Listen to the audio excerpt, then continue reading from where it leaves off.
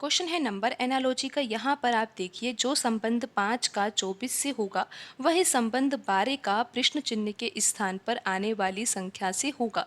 तो सबसे पहले यहाँ पर ये समझना होगा कि 5 जो है वो 24 से किस प्रकार संबंधित है, यानी कि 5 के द्वारा 24 को कैसे प्राप्त किया जा सकता है। बहुत आसान तरीका है।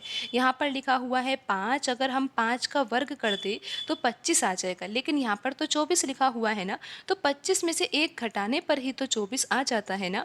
तो यहाँ पर 24 लिखा हुआ है। अब आप यही पैटर्न यहाँ पर 12 में लगा दीजिए। तो 12 का हमें वर्ग करना होगा और -1 करना होगा, जैसे कि यहाँ पर 5 के वर्ग में से 1 घटाया है। 12 का वर्ग होता है 144, और 144 में से अगर 1 घटाया जाता है तो कितना आता है, 143 आता है। लेकिन यहाँ पर ऑप्शन में तो 143 नहीं दिया हुआ है, तो यहाँ पर ये वाला पैटर्न सही नहीं है। लेकिन आंसर 143 हो सकता था, लेकिन अगर यहाँ पर ऑप्शन में ही 143 नहीं है तो यहाँ पर 143 आंसर नहीं होगा।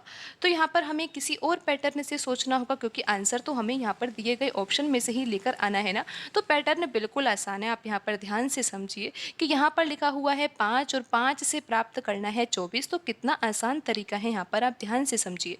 5 का गुणा आप 4 से कर दीजिए, तो 5 गुणा 4 करने पर 20 आ जाएगा, और फिर 20 में अगर 4 जोड़ दिया जाएगा तो 24 आ ही जाएगा। फिर आप यही पैटर्न 12 में लगा दीजिए कि आपको 12 में भी गुणा किसका करना होगा, 4 का ही गुणा करना होगा। जैसे कि यहाँ पर 5 में हमने 4 का गुणा किया है, तो 12 में भी 4 का गुणा करेंगे। फिर हमें 4 जोड़ना भी तो होगा, क्योंकि आपने देखा कि यहाँ पर 5 गुणा 4 करने के बाद उसमें 4 जोड़ा भी गया है, तब जाकर यहाँ पर 24 आया है।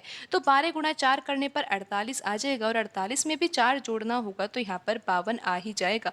और आप ये देख ही सकते हो कि 52 तो ऑप्शन में दिया हुआ है, यहाँ पर ऑप्शन बी सही होगा।